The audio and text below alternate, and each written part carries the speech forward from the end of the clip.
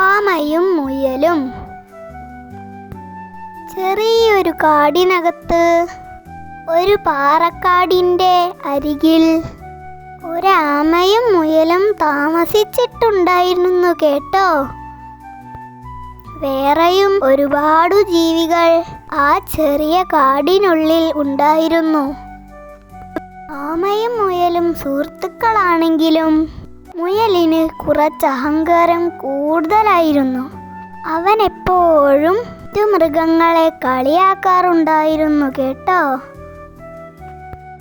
ഒരു ദിവസം മുയൽ ആമയെ പരിഹസിച്ചു. അല്ല ആമച്ചാരെ, നിങ്ങൾ എത്ര പതുക്കെയാണ് നടക്കുന്നത്? ഇങ്ങനെയൊക്കെ നടന്നാൽ മതിയോ? ജനിച്ചു വീണ കുട്ടിയെ പോലെ നടന്നാൽ എപ്പോഴാ ഉദ്ദേശിച്ച സ്ഥലത്തെത്തുക? ഹഹഹഹ. ഇതും പറഞ്ഞ് മുയൽ ഉറക്കെ ചിരിക്കാൻ തുടങ്ങി. അപ്പോൾ ആമ പറഞ്ഞു, നിനക്ക് വേഗത്തിൽ ഓടാൻ കഴിയും, എനിക്ക് പതുക്കെയേ സഞ്ചരിക്കാൻ പറ്റുള്ളൂ. ഓരോരുത്തർക്കും ഓരോരോ കഴിവല്ലേ ഉള്ളത്. അപ്പോൾ മുയൽ അഹങ്കാരത്തോടെ പറഞ്ഞു, അയ്യേ, ഇഴയുന്ന നിനക്ക് കഴിവോ? ഹഹഹഹ. എന്നാ നമുക്കൊരു ഓട്ടപ്പന്തയം വെച്ചാലോ? നിന്റെ കഴിവൊന്ന് എനിക്ക് കാണണം. ഇതും പറഞ്ഞ് മുയൽ ചിരിക്കാൻ തുടങ്ങി. അപ്പോൾ ആമ പറഞ്ഞു, പന്തയമോ? ആയിക്കോട്ടെ, ഞാൻ റെഡി. അങ്ങനെ അടുത്ത ദിവസം പന്തയം നിശ്ചയിച്ചു.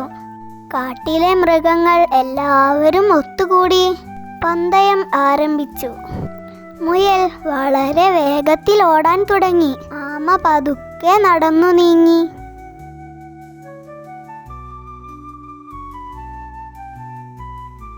കുറേ ദൂരം എത്തിയപ്പോൾ മുയൽ ഒന്ന് തിരിഞ്ഞു നോക്കി. ആമയെ കാണാനേ ഇല്ല. മുയലാണെങ്കിൽ ക്ഷീണിച്ചിട്ടുണ്ടായിരുന്നു. മുയൽ ചിന്തിച്ചു, കുറച്ചു നേരമൊന്ന് വിശ്രമിച്ചാലോ? അങ്ങനെ അടുത്തുള്ള ഒരു മരച്ചുവട്ടിൽ മുയൽ വിശ്രമിക്കാനായി കിടന്നു. അങ്ങനെ മുയൽ അറിയാതെ ഉറങ്ങിപ്പോയി കേട്ടോ. അതേ സമയം ആമ പതുക്കെ പതുക്കെ മുന്നോട്ടു നടന്നു നീങ്ങി. അതിശയമെന്നു പറയട്ടെ, ആമ നടന്ന് നടന്ന് ലക്ഷ്യസ്ഥാനത്തെത്താൻ കുറച്ചു ദൂരമേ ബാക്കിയുണ്ടായിരുന്നുള്ളൂ കേട്ടോ. മറ്റു മൃഗങ്ങളെല്ലാവരും ആർപ്പു വിളിച്ചു. അങ്ങനെ ആമ ലക്ഷ്യസ്ഥാനത്തെത്തി. ആർപ്പുവിളി കേട്ട് മുയൽ പെട്ടെന്ന് ഉണർന്നു. നോക്കിയപ്പോൾ ആമ തന്നെ തോൽപ്പിച്ച് ലക്ഷ്യസ്ഥാനത്ത് നിൽക്കുന്നതാണ് മുയൽ കണ്ടത്. മുയൽ മറ്റു മൃഗങ്ങളുടെ ഇടയിൽ നാണം കെട്ടു. മുഴുവൻ മൃഗങ്ങളും ആമയെ അഭിനന്ദിച്ചു. അങ്ങനെ മുയൽ വലിയൊരു പാഠം പഠിച്ചു.